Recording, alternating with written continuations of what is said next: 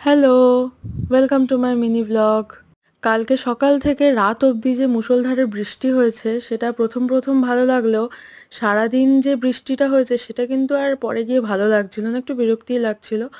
তো সেই বৃষ্টির মধ্যেই আমি একটু সন্ধ্যাবেলায় ম্যাগি বানিয়েছিলাম, একটু চিকেন আর একটু ডিম দিয়ে ম্যাগিটা বানিয়েছিলাম।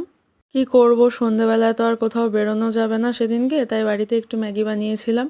বৃষ্টির দিনে একটু মুখরোচক খেতে ইচ্ছা করছিল রাতে, তাই বাবা ডিনারে চিকেন এনে দিয়েছিল, সেটাই রান্না করছিল মা, আর আমি এদিকে আটা মেখে দিয়েছিলাম।